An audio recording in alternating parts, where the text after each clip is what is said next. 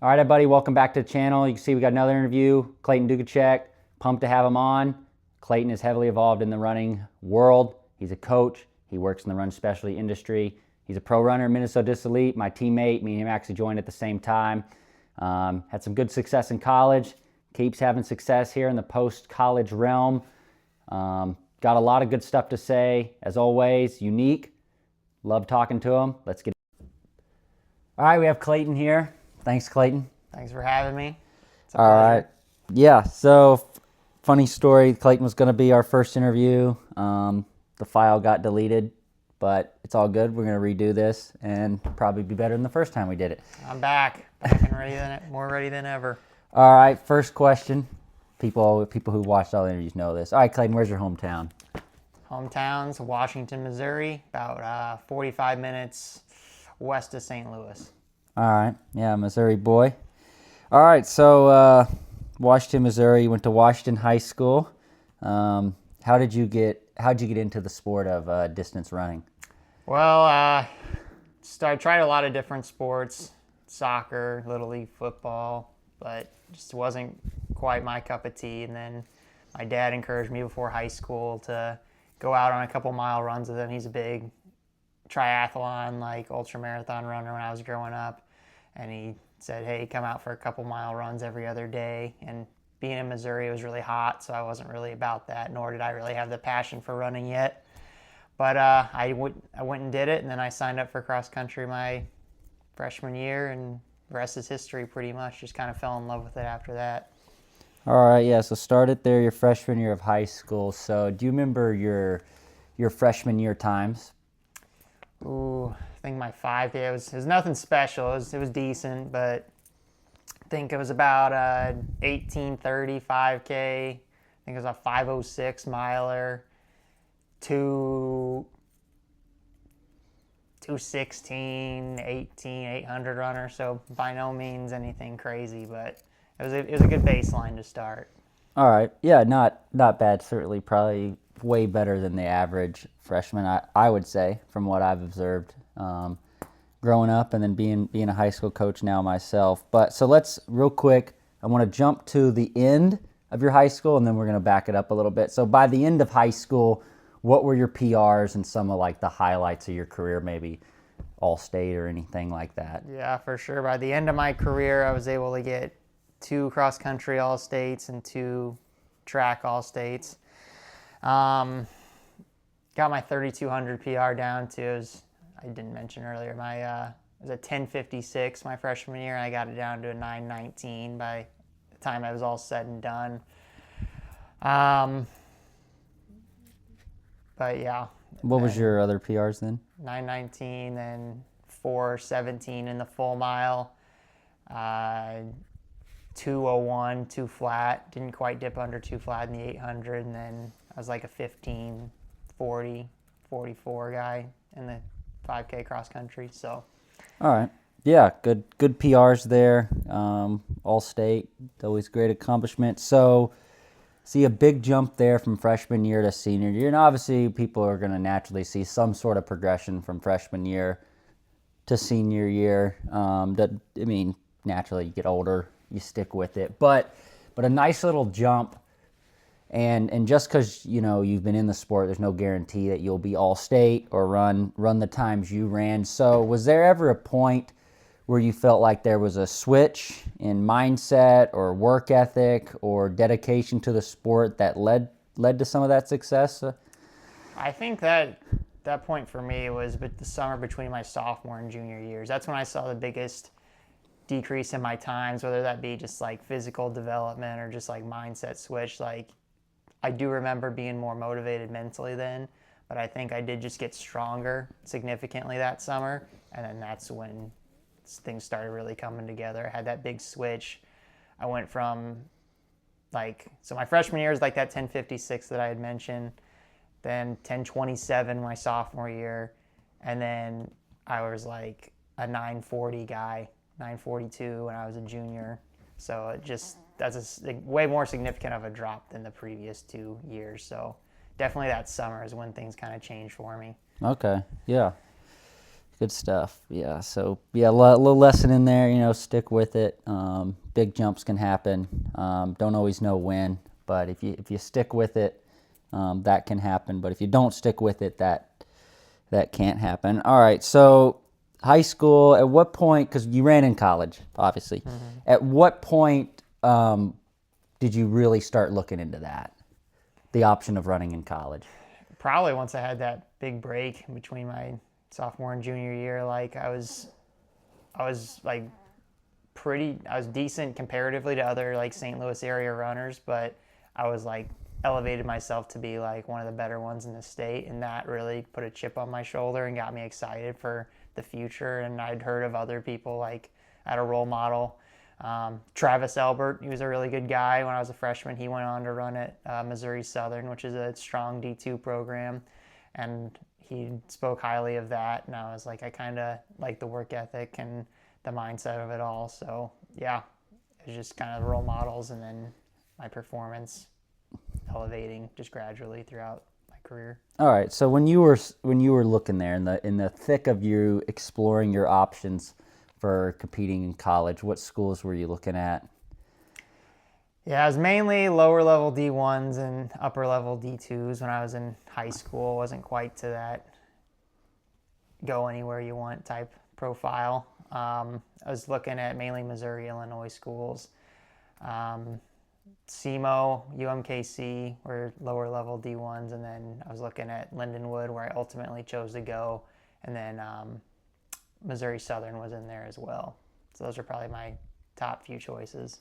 All right. And so what went into the final decision there to go to Lindenwood? What made them stand out, or what was some of the factors that made you ultimately go there?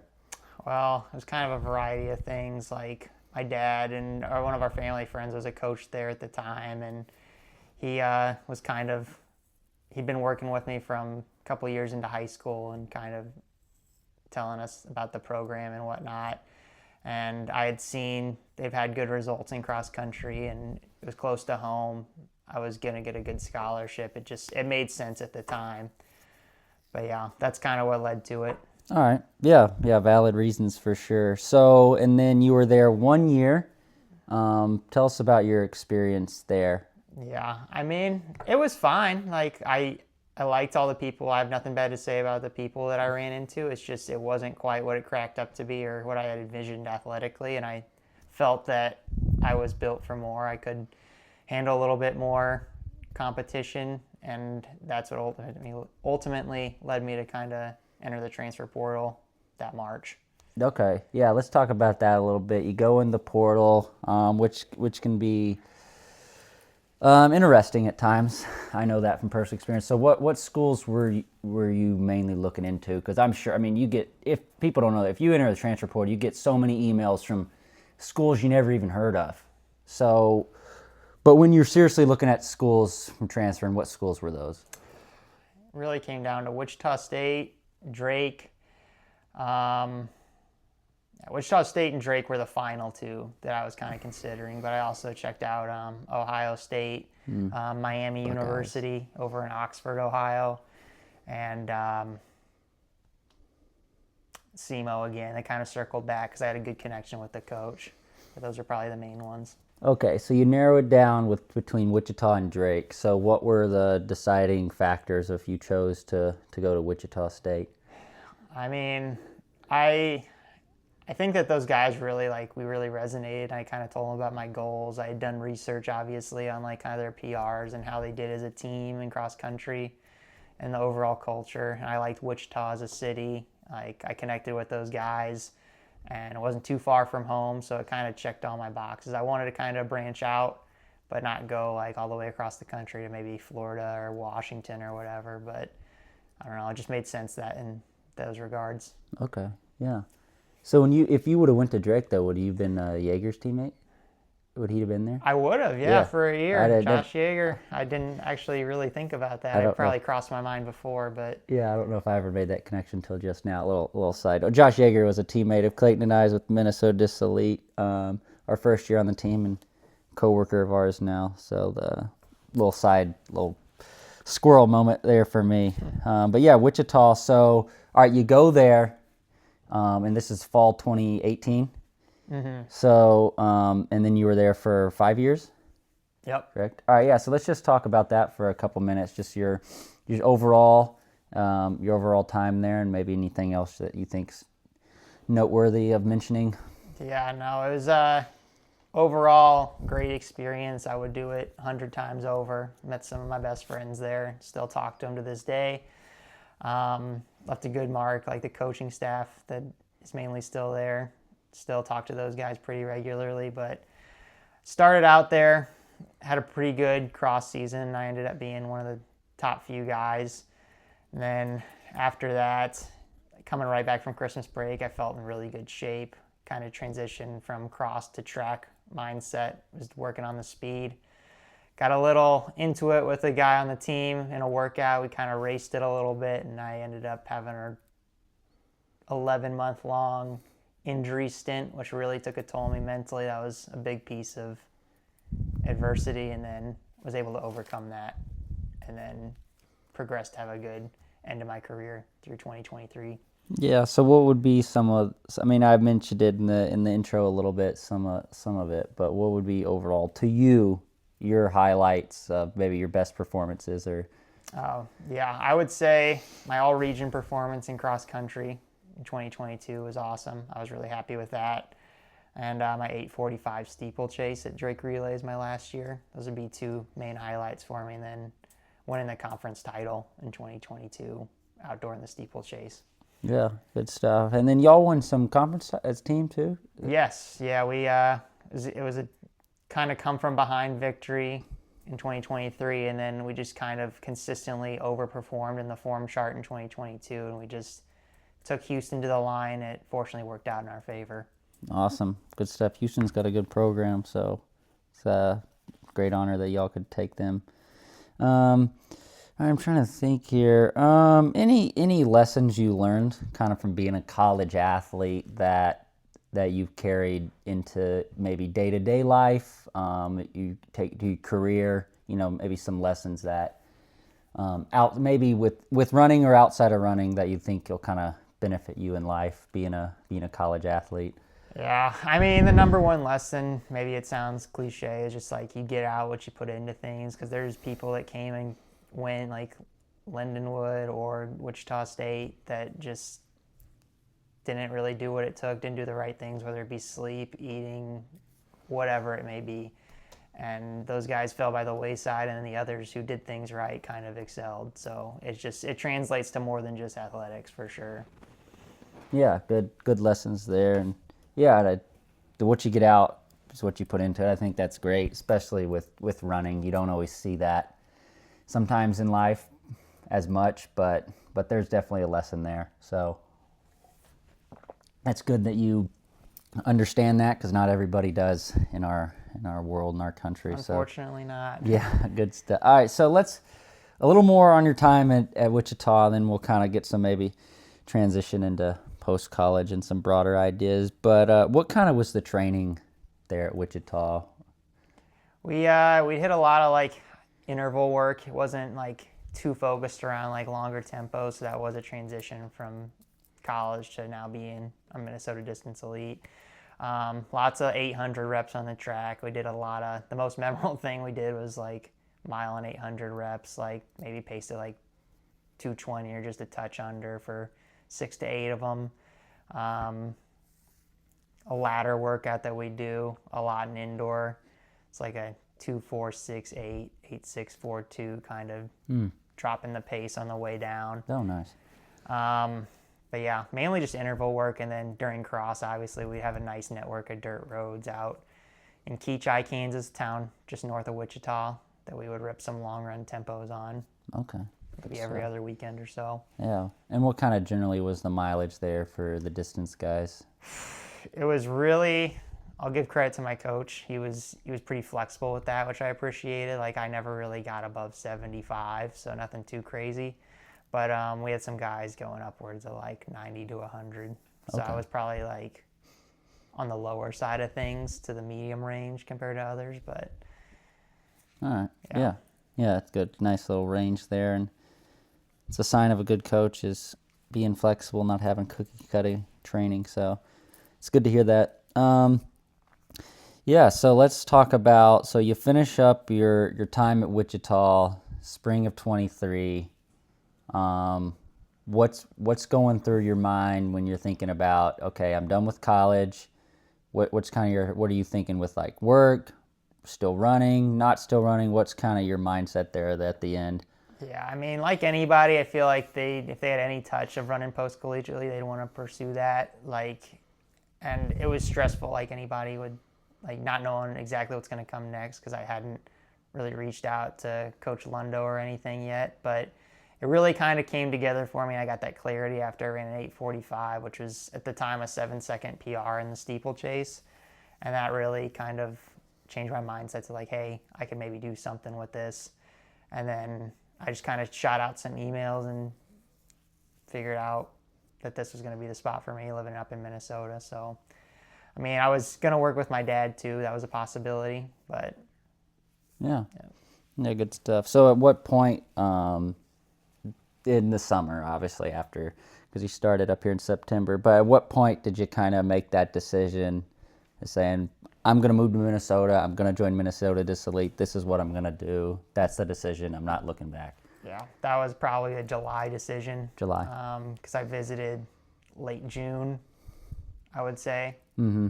And then came back. I saw what I needed to see. The resources were there, like the guys and girls on the team and everything. It's just a top-notch group. So Yeah, good stuff.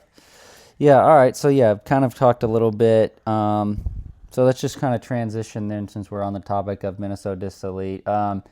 Your time here. So, your first year wasn't maybe exactly what you were hoping it would be, which but it happens for a lot of people, not just here. You see that first year in a new situation. Maybe want to briefly talk about that. Do you think you could go back, is there anything you would change, or I mean, think that's just kind of how it goes? I think a lot of it's how it goes. Like I think the training's definitely sound and everything. It's just a matter of, like I said, like the training was a little different from Wichita to here, like being more interval based. And then we do like longer, like easy to mod runs on the schedule a lot, progression runs. So that was a big switch for me. But just adjusting to a new lifestyle. But I think in the long run, that adversity kind of helped me mentally because it motivated me, it lit a fire under me to go for this next year, which I was able to hit, kind of get back on track with. Yeah, so this second year here, let's talk about, because you've ran some good races, not just better than the first year, but good races, some PRs. So let's talk about those. So you ran a 5K PR. Tell us about that. Yeah, that was a huge moment for me. I knew I had it in me to go under 14. I just hadn't put it together yet. My previous PR going into that race was a 14:08. I was able to chop 11 seconds off that, and I don't know. You just know that feeling, like if you're fit leading into it, you have that confidence just kind of deep within you. And I felt like I had it there, and it just came together. We had a good pacemaker. He just really was on the pace the whole time and just kind of carried me through. So yeah. Shout out to that BYU guy. I was about to say if you know who it was. I think his name was. I'll circle back if I think of it. Yeah. So shout out to some BYU guy. And then a week later, you ran a mile PR down at my old stomping grounds in Ames at an Iowa State indoor meet. So talk about that a little bit. Coming off a 5K race, which even though you ran good, you're in good shape. Yeah. That could take some out of you, but you bounce back a week later. So talk about that mile PR. Lee, if anywhere was a spot to do it, it was Boston at the 5K and then Lead for the mile. They're both really good facilities. So, yeah, I mean, it was a flight all the way across the country, came back, and then a couple of days later, I'm driving down, sitting in the car. I wasn't really sure what to expect, but just kind of stuck it out, did the right things, and then, I don't know, I felt like I had that speed too, not just the endurance, but... Yeah. You ran what? What'd you run again? 406? 406, which is a 2-second PR. Nice. In the right race with the right dudes, so it was bound to happen. Yeah, that was good. Yeah, and then maybe back it up. We got talking about indoor and success there, but I know me and you've talked about this. You know, had a really nice build up, really from maybe September leading into that, and I think that's part of why you ran some good indoor, and we had some other guys have some good stuff. I think because we had this really long build when you really look back, but you had some good races leading up. You ran good at this Victory 10K on the road. That was good, but then you had a good little cross country season at Sound Club and U.S. Cross Champs. You want to talk about that? Yeah, no, I mean, just, I don't know. And you're in really good top 10 at U.S. Cross Champs. So, what kind of went into that? Because that wasn't the ideal situation with the weather and kind of not really that many fans out there. But Yeah, I kind know. of really I mean, put your nose in it, and you knew there's some good competition there, despite not having. It was weird not having like a densely populated start line, but like you just got to race who's there. Like, I mean, there are people all around. You just weren't getting bodied, so you had some kind of room to maneuver. yeah, But it was easy to get caught in no man's land, so that's where you had to get mentally tough and just kind of trust your fitness and make a conscientious effort to put a push in there every now and then, use the course to your advantage. yeah. You had a good race that day and carried that momentum, I think, into indoor, physically and mentally. All right, so that's good stuff. All right, so now I'm going to maybe talk about some more broader topics with maybe some run through these. Just what I'm curious of your opinion, not just flying by here, but may not take as much thought and time on the answers.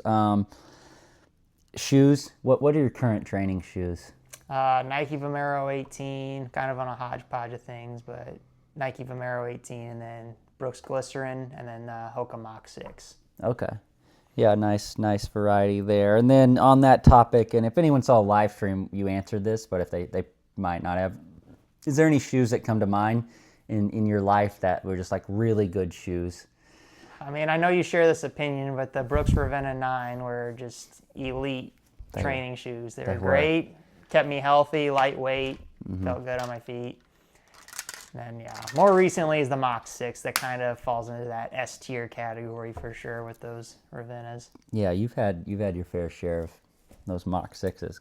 Good shoes. And you and I both know because we work at the shoe store. Those shoes have done really well. It's not just me. Not just your opinion. Not that your opinion doesn't matter, but those are some good shoes. All right, so maybe a few touch more time than shoes, but you're someone who is very, I'd say, very conscious of your diet. Kind of maybe talk about a little bit of your philosophy on diet and how that plays into training and success in running. I mean, you just got to get a lot of protein. Like, protein and carbs are like the bread and butter of our they're just the essential building blocks of what we kind of do. Like, you have to rebuild what you break down. And I do a lot of like rice and like steak and chicken and everything like that. It's a kind of a lethal combination. Kind of can't fail with that. And then just kind of stay away from the fried foods and anything high refined sugars and fried foods. Mm-hmm.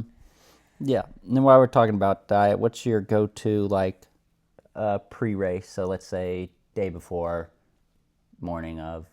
What's your go-to? Oh yeah, the day before, Chipotle bowl, kind of a cut and dry there. Day of, I like about a couple eggs, maybe some oatmeal with some peanut butter. The amounts of it depend on how far out we are from the race. If it's an early morning race, Sure. Or maybe like 10 a.m., whatever. But that usually sits pretty well. Nice. Yeah. Good. Common things there. You see that. Eggs and oatmeal and peanut butter. Maybe not all together. Yeah. but gotta use some restraint there for sure. Yeah, maybe have two separate bowls there. But yeah, those are common things and definitely seem to be working for you. So I do want to circle back, maybe not in recent, you're not focused on the steeple like you used to, but you ran good in the steeple. You can't argue that. You wouldn't. But what led to you wanting to steeple? That kind of dates back to like even high school. Like, I have always had like flexibility is like a physical trait. Like I was like a gymnast when I was a kid, actually. Dang. I don't really, Who kind knew? of an unknown fact about me, but I just kept it rolling, kept doing stretching and everything, kind of maintained that flexibility. Then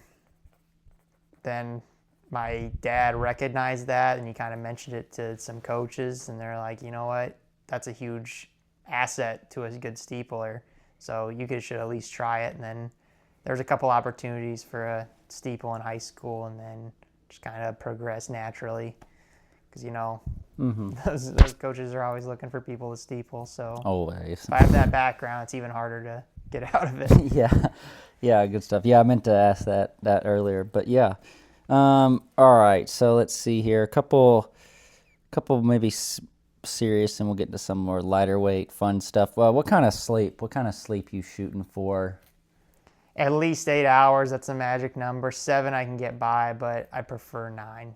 All right, are you a nap kind of guy, or? Oh yeah, big nap guy, especially after those long runs. Obviously, depends on your schedule. If you got to go work or whatever, I can live without them, but the opportunity arises, I'm taking a nap. Okay, good stuff. Do you like nap on race day? Like if you have a race like in the afternoon to evening, or I'm usually too anxious. The naps don't really work out for me. Yeah. Okay. Yeah, buddy. Everybody's pretty different on there. All right. Let's see here. Oh yeah, you mentioned you've had a pretty serious injury there earlier on in your college. You've had a few other things pop up here and there, as a lot of people have. And we're kind of shifting this interview maybe more towards kind of our advice part. Like what have you learned from being injured, and then maybe seeing other people, college teammates here being injured? Like what have you learned to avoid injuries?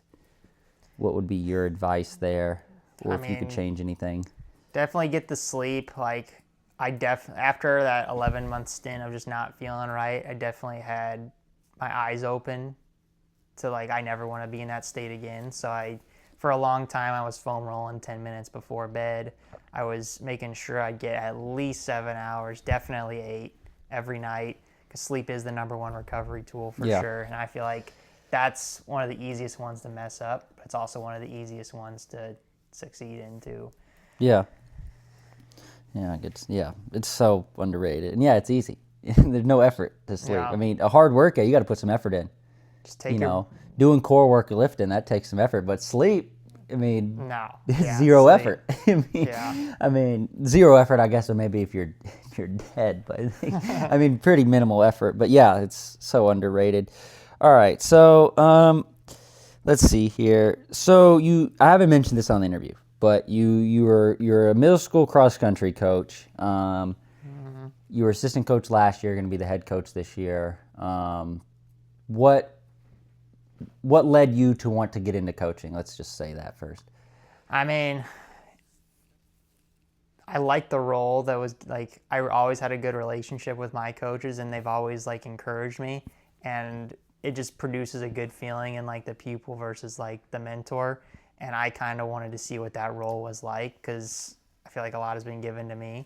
Mm-hmm. So I wanted a chance to kind of give back in a sense. Whether it be kind of cliche to say that or not, it's true. Yeah, no, that's good. That's good. Not everybody can say they had a good relationship with their coaches, and not everybody wants to give back. Maybe not that they don't care, but they just don't have that desire. So that's cool that you feel that way. So, and with your coaching, what kind is your coaching philosophy? I know that term's kind of tossed out there, but when you're coaching, you're leading a team, what are kind of your big things that you focus on, and that you kind of this culture that you want to produce for your team? Because I mean, everybody's different, and there's some stuff that some coaches I don't care too much about that. Some people crack a tight whip on certain things, but for you, with your coaching, what do you really focus on?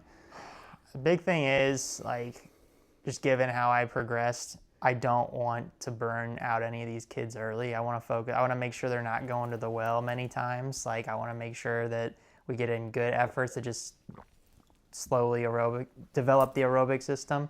I mean, these kids are young too. It's not we have to do anything crazy. Sure. But just set them up for success down the line. Don't have these middle schoolers doing like 13-mile long runs or anything crazy. Just like maybe like 8 tops or something like that, and then some shorter interval, just like an abridged version of what we would do. Just kind of tone down, and then leave some room for growth there. Awesome.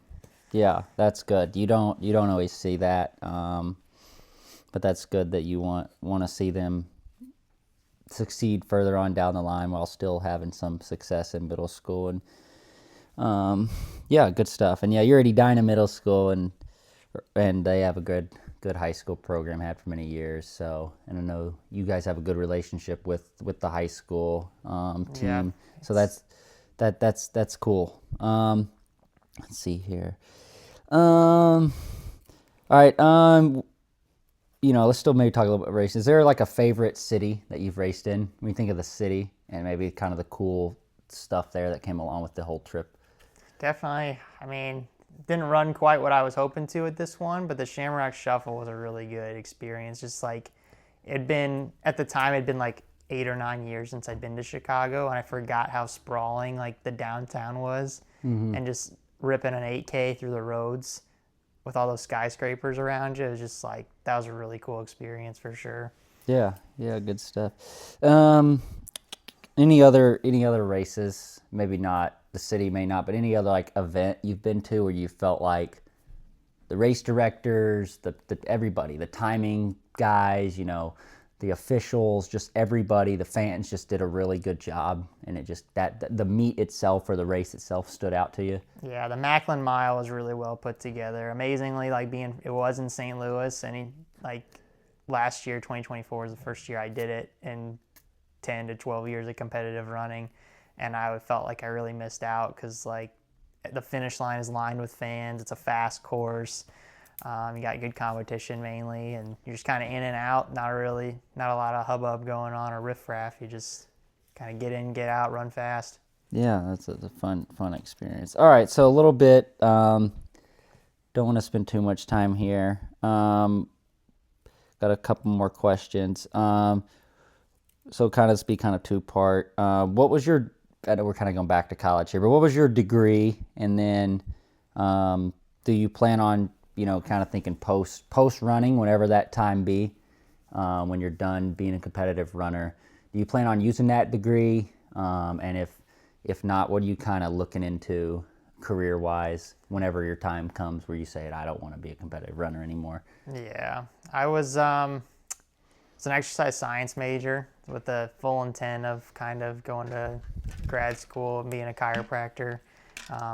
It's either come to MD or go to Kansas City and do chiro school there. Ultimately chose this. But since then, I've kind of had a shift. I don't think I'll probably use that degree in a direct sense. Kind of have that knowledge in my back burner, but I kind of want to be a tech rep or a sales rep for a brand. Just working at TC Running kind of put me in that mindset, and I kind of like what they do. Everyone that comes in and connects with us at the store is a top-notch guy or girl. So I like the mindset and the things they're out there doing. So okay, yeah, good stuff. We need good reps. Yeah, we have some good ones. We've had a couple bad ones. We won't mention that, and then I'm sure I've heard stories. People I know were in the industry across the country. So yeah, it's good. We need good reps. So hopefully that all works out for you, and you could be one of those good reps that's needed.